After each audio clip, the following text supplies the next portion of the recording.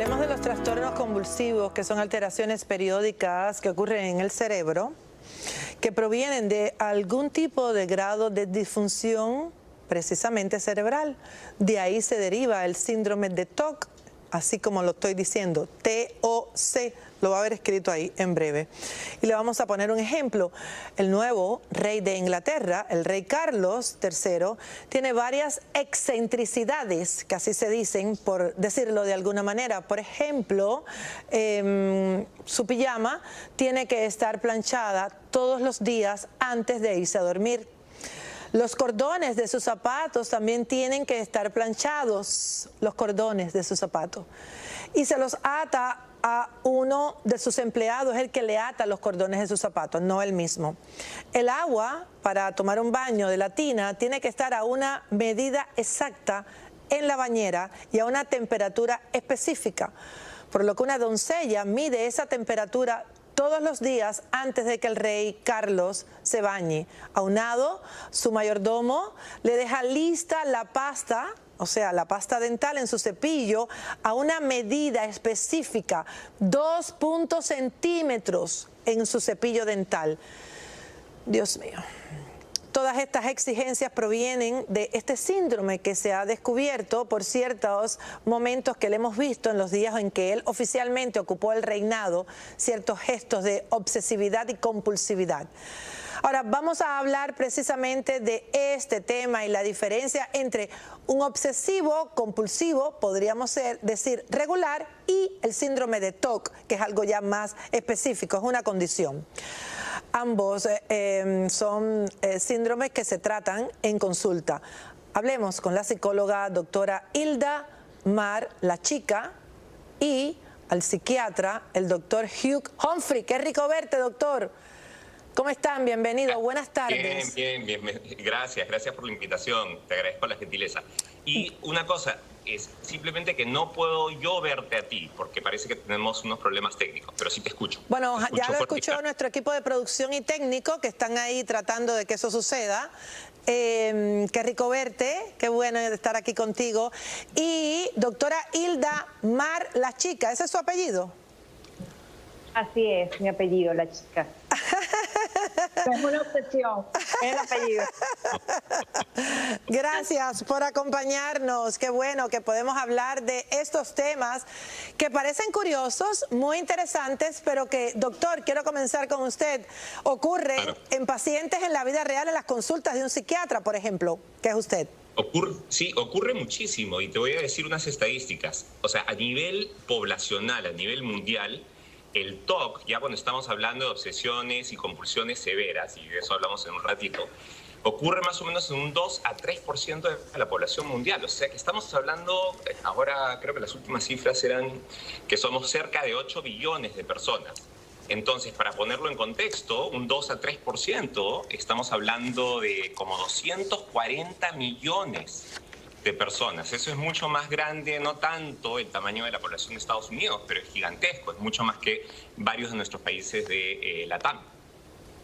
Ahora, básicamente yo estoy pensando que también puede haber, doctor, muchos pacientes que están sin diagnosticar.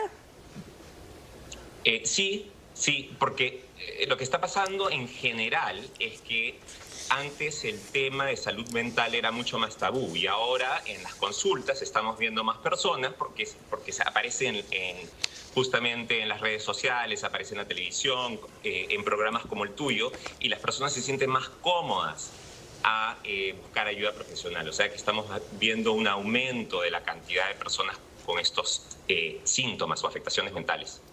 Ahora, realmente, doctor Hugh Humphrey, ¿qué es el síndrome de TOC? Bueno, entonces, TOC, como tú lo dijiste antes, trastorno obsesivo compulsivo. Y es una afectación mental donde las personas pueden tener o obsesiones o compulsiones o ambas.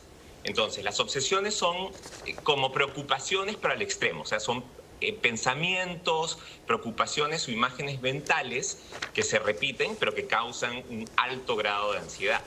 Y las compulsiones son los rituales o los comportamientos que las personas sienten que deben hacer para poder reducir temporalmente. Y la palabra clave ahí es temporalmente la ansiedad causada por esas obsesiones o compulsiones. ¿Qué era lo que estabas diciendo con el rey, ¿no? Que probablemente algunos de los comportamientos son básicamente obsesiones que lo llevan a actuar de cierta manera que vendrían a ser las compulsiones que estamos viendo físicamente nosotros. Bueno, ahí tenemos que estar viendo ahora el video del rey cuando lo vimos con esos gestos que el mundo entero pudo observar, como este señor que está en un momento en que el mundo entero tiene los ojos puestos sobre él, puede tener un gesto tan desagradable. Y la pregunta que le tengo para usted, doctora Hilda Mar La Chica, es, ¿estos gestos pueden ser de forma indeseada por el paciente? ¿No se da cuenta cuando está sucediendo? Y de hecho, una de las características que quiero resaltar con relación al TOC es que en el último manual de diagnóstico de la salud mental determina también el grado de conciencia que puede tener el paciente, porque una de las cosas que comentaban en las redes es que, bueno, el rey con tanto dinero, ¿cómo no se pudo tratar este TOC? Y es que muchas veces ni siquiera la persona sabe que lo sufre. Lo importante es que sí causa malestar y evidentemente que eso se muestra a través de lo conductual, ¿no? Que son esas... eso que vimos en las redes de que, bueno, pero que rey tan meticuloso, tan déspota cuando vimos eso, porque realmente causa un desagrado importante en la vida del ser humano. Participar o tener, mejor dicho, TOC hace que tu vida, no solamente emocional, sino social, merme. Es decir, que hay un desagrado importante, pero si además no estamos conscientes de que estamos padeciendo de un TOC, por supuesto que tampoco vamos a buscar ayuda independientemente de la posición económica que pueda tener el rey, ¿no? Ahora, doctora, me pongo a pensar también, y doctor, en este caso usted, doctora Hilda, cuando hay un momento de tensión y estrés, porque es lo que el rey puede haber estado sufriendo, el rey Carlos en ese momento, puede pues en ese momento tener esa conducta de esa compulsión y esa manera física de manifestar quizás esa obsesión con esos gestos que estoy segura que él no quería en ese momento reflejarlos. Sin embargo, el estrés y la tensión pueden que lo hayan jugado una mala pasada. Sí, totalmente, porque además no es algo que tú puedas controlarlo. En el caso de los pensamientos, que son obsesiones porque son repetitivos, son invasivos, son automáticos, no es algo que tú puedas controlar. Por eso es que también difícilmente cuando uno le dice a una persona con TOC, bueno, pero no piensa otra cosa, es como muy fácil, es no entender lo que está padeciendo la otra persona. Y esto está enmarcado dentro de los trastornos de ansiedad.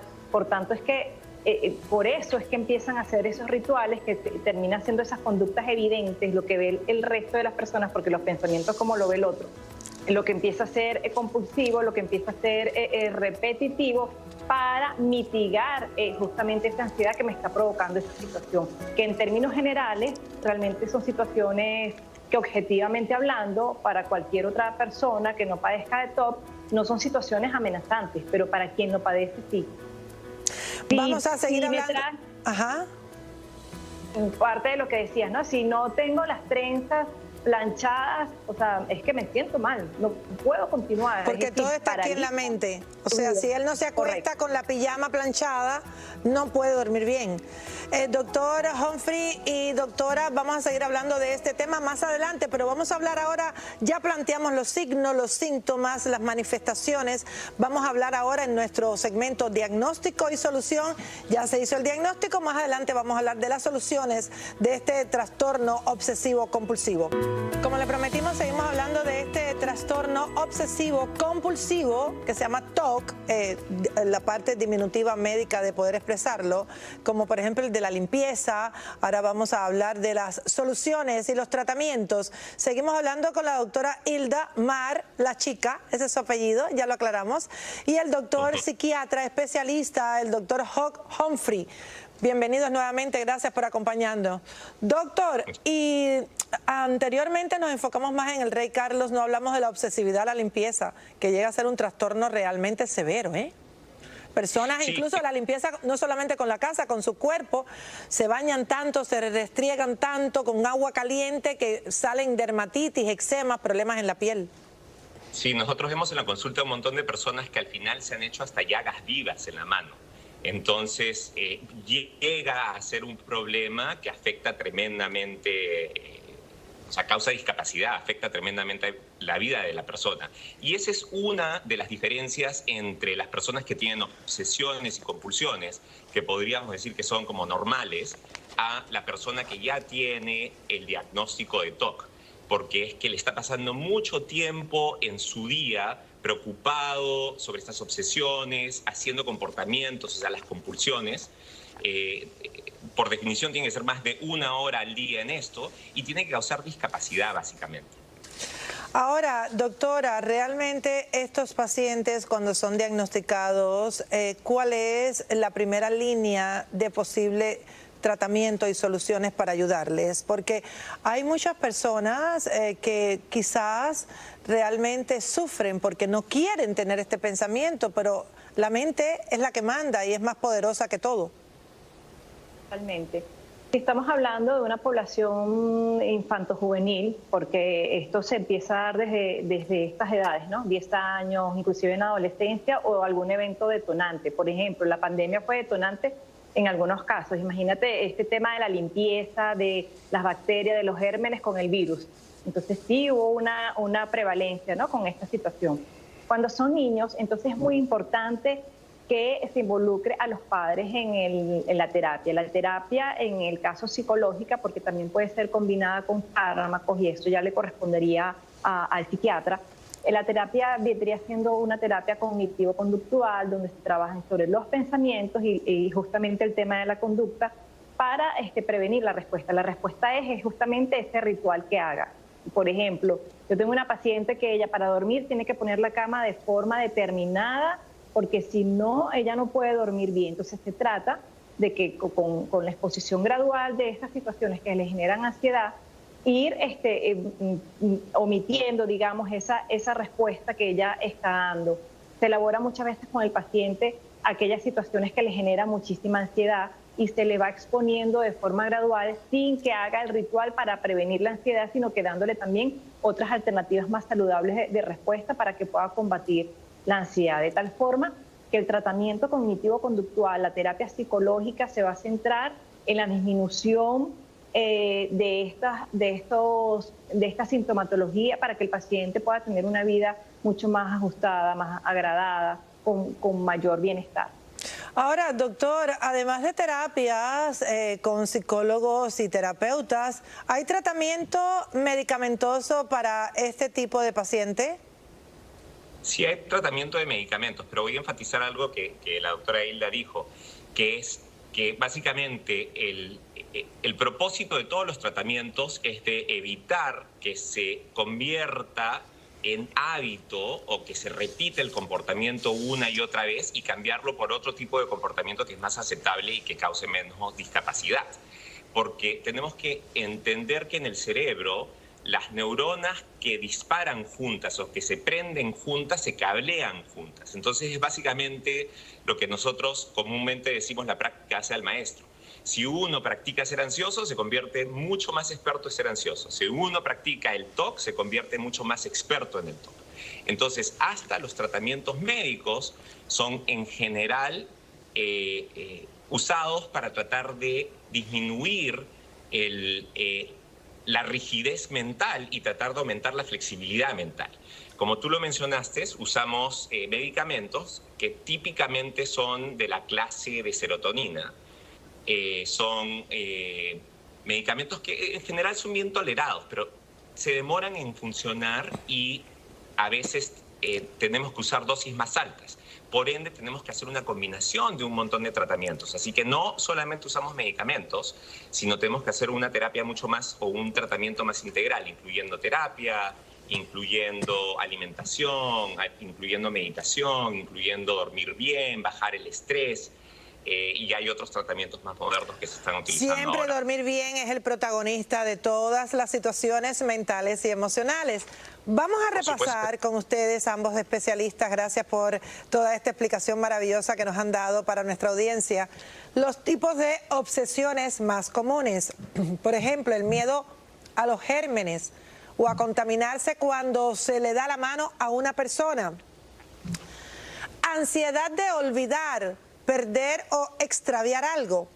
El temor de perder el control sobre su propio comportamiento, que es lo que estabas diciendo, doctor, anteriormente. El tener pensamientos agresivos, el desear tener las cosas simétricas o en un perfecto orden, como decíamos inicialmente. Y también está el tema de los olvidos, que me gustó eso, que lo tratamos acá, doctora, que hay muchas personas que se van y no saben si cerraron bien la puerta de la casa y regresan. Suben al coche, se vuelven a acordar, no cerré bien la puerta, regresan. Y sucede en 2 y 3 ocasiones en un lapso de periodo de tiempo de 10 o 15 minutos, doctora. O más, sí, es lo que llamamos la verificación, ¿no? No me acuerdo, será que lo hice, pero déjame chequear de nuevo y me regreso y me regreso. De hecho, hay una película de ello que se llama Top, es española, que yo recomiendo ver, y también acá en Venezuela hubo una obra de teatro que ilustra muchísimo.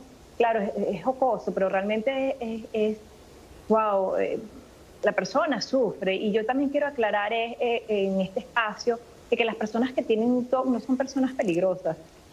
Son personas que más bien sufren, digamos, internamente porque no es capaz de llevar una vida saludable, relajada, justamente por esta rigidez de pensamiento con relación a si logré ciertas cosas o no. Entonces, ese específicamente que tú nombras es el de verificación, de volverme para ver si lo que tenía que hacer lo hice.